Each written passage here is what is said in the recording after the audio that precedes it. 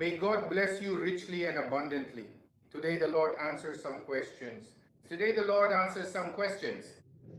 The reason for this is that the specific title of the message I am sharing today is A Lamp on the Path. Early this morning, at the very moment when I first woke up, while I was still feeling completely and utterly asleep in my bed, I realized that I was already in the middle of preaching a powerful sermon. I saw myself preaching.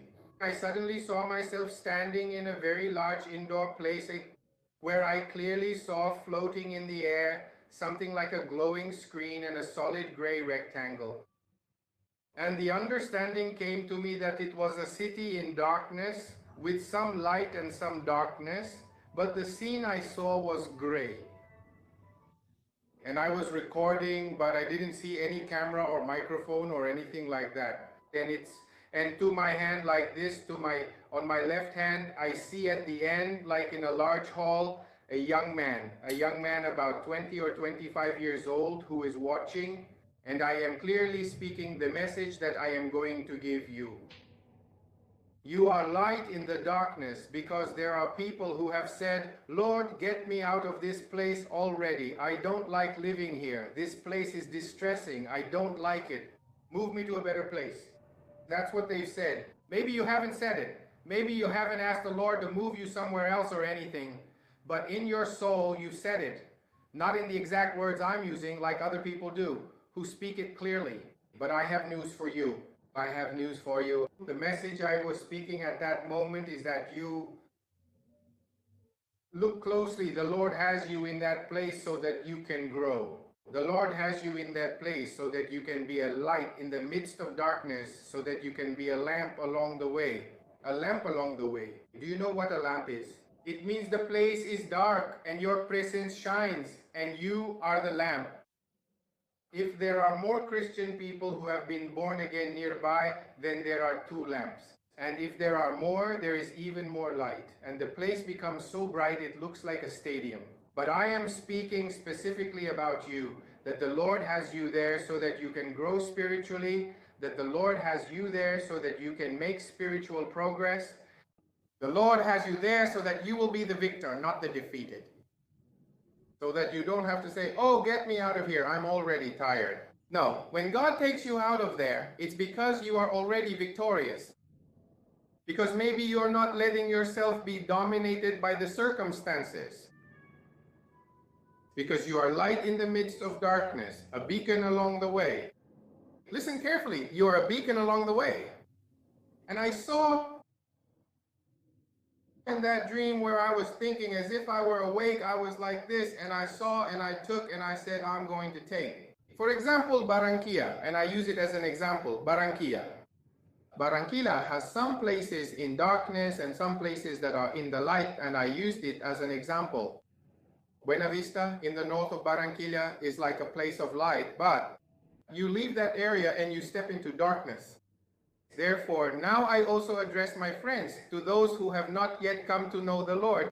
If you are a neighbor who plays music and you get involved, you meddle in someone else's life. With your music that reaches someone else's home, disturbing their peace, you are in darkness. If you are so bold as to say, no, I'm daring and I get involved with extortionists, you are in darkness.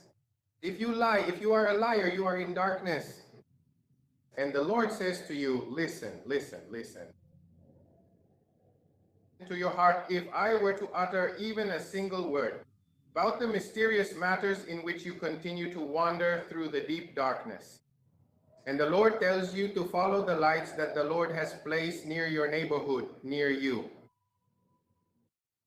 so that you may be guided on your path, because God is carefully preparing that divine light as a brave soldier, as a powerful warrior of Christ, to bring eternal light to your life, to your family, and to you who are being presented here today. Therefore, consider the many trials and difficulties you have gone through, and let whoever hears these words truly understand what the Lord is saying to us today. May your heart be open to the message He provides. Those difficulties that have happened in the place that you have gone through, the things, the supposed obstacles that have occurred, I have some truly wonderful news for you today. The Lord is carefully preparing you right now with a divine and heavenly preparation. So much so that before starting to record this message, I composed a song especially for this message. And you will see it in the link of this ministry. Therefore, the Lord has already told you that you are a light, that you should move forward, that you are in a process of preparation. When you are ready, the Lord will move you to another place and will keep moving you gradually as your spiritual growth progresses. And what do we say? Lord, please fill me with your holy presence. Lord, fill me with your everlasting love. Lord, I ask that you fill me. Please fill me completely, Lord. That is what we have left to say. Lord, have mercy and fill me with your presence. Fill me with your love.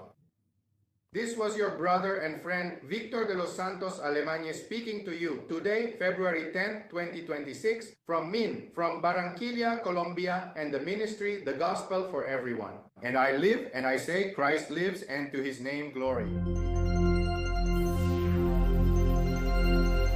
Este mensaje fue presentado por su iglesia, Congregación en el Internet, www.evangelioparatodos.com, donde hay un mensaje de Dios esperando por ti.